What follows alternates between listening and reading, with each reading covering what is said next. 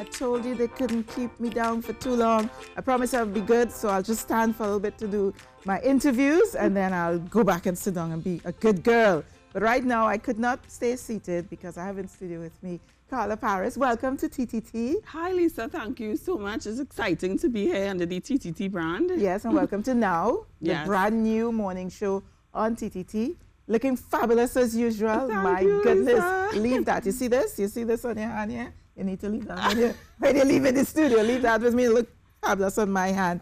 Carla, you know, you have been building your brand as we speak about rebranding with regard to being an entertainment lawyer and providing information so valuable. And on the program today, we're going to be looking at the launch of Carnival. We're going to be going out live to the chairman and CEO of NCC in the second hour. Great. So we thought it would be great to start with you to talk about the business of Carnival in this first hour.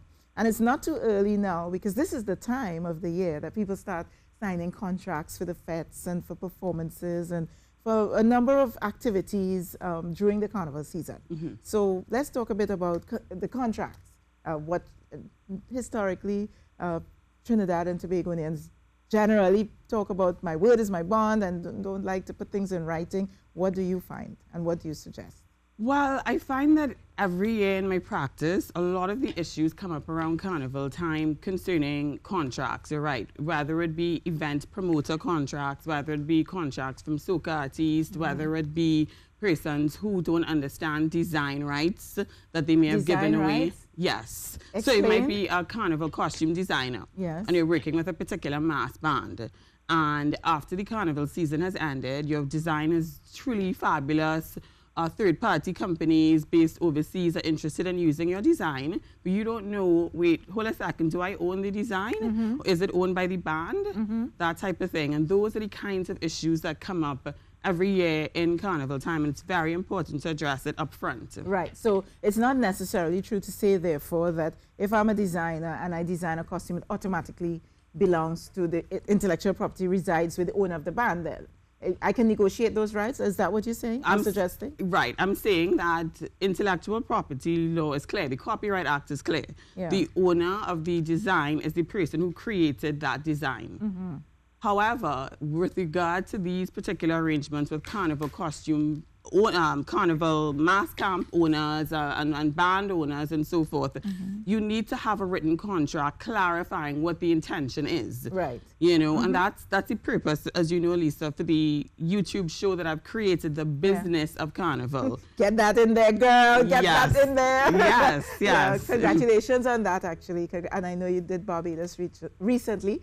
So good for you. Congratulations on the program. Yeah, I mean, that's essentially, you know, what I wanted to talk about today, the reason for the program and how persons can access a show like that. Yes. You know, because the whole point is to have an educational outlet to show persons why it is important to understand the background aspect of Carnival.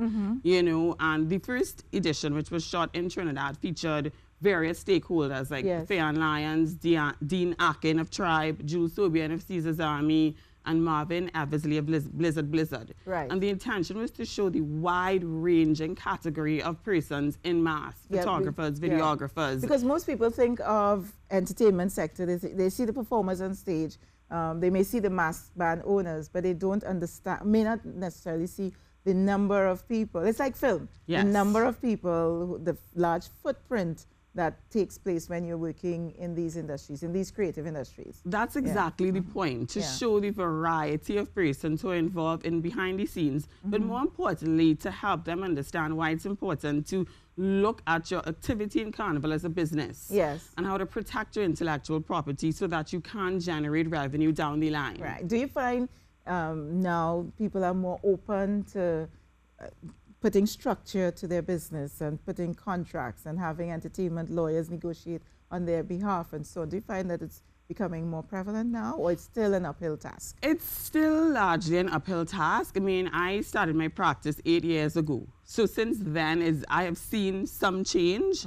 You know, I've seen people more willing to use contractual agreements, whereas before they would be afraid. Yes. You know, and they would say, well, gosh, you know, if I give my design, if I as a designer, and I'm so excited to take part in this particular band, you know, suppose they turn me down and they say, well, who do you think you are? Right. You know, now a lot of that is changing. But sometimes, you know, you have to do that. You have to be the one to set the precedent. That's right. I have found that in many instances. And then further down the line, it really redounds to the benefit of not just yourself, but the entire industry. Exactly. Yes, yeah. Exactly. So in terms of the downside now, what have you seen with regard to persons who perhaps have said, no, I just want to go, it's my friend, you know, let's go along together. Have you ever come across circumstances like that? And I find that it's the same throughout the region. So, you know, when I would have spoken to the persons in the Trinidad edition, a lot of them said the same thing. That they had to start off first informally in order to sort of establish themselves. But as they built and as they grew, they realized the importance of this formality. In Barbados, it was the same thing. You know, I had a discussion with a DJ who you may know, DJ Puffy in Barbados. He's a very young guy, but is understanding from early the importance of I'm taking part in crop over, my manager's giving you a performance contract ahead of time. These are the details that I need to be able to perform well at your fete. This is the technical specifications that I need in my DJ booth and so forth, the equipment that's going to give me the standard that I'm accustomed to performing at. So, you know, it is changing. Congratulations to you, Carla, because with the work that you're doing, inadvertently or not, you are in fact raising the bar in terms of the standards with regard to the level of professionalism in the industry. So congratulations to you. Thanks, Lisa. What's next for you? Well, I mean, what's next is my team and I, the business of Carnival, are looking to see where we're going to go next. What territories are we looking to cover? Because as you know, there is a carnival literally in every Caribbean island. And around the world. And across the world, in Europe, different parts of Europe. And every government is talking about diversification of the economy. You know, they don't want to rely strictly on tourism. Here in Trinidad, as you know, we're looking to move away from oil for the longest while. Well, you know what we say on this show, entertainment is the new oil. It is the new oil. There you go. That's what we say. The new oil. That's what we say. And when we have a new industry, we need lawyers, entertainment lawyers. I remember you were one of the first. I remember when you said you wanted to go into entertainment law. I was like, yes, because at the time, I don't think there was anyone who was specializing in that field. So congratulations on the work that you're doing. Continue to do the work that you're doing and coming back and letting us know what you're doing as you go across the region and I predict the world. Yes, thank you, Lisa. You. That's Carla Parris, the attorney at law, especially with regard to entertainment law. And she has a YouTube channel, is it? Yes, a YouTube channel which hosts a web series, The Business of Carnival. So you watch us, you know, make sure and watch us, but you can watch her too.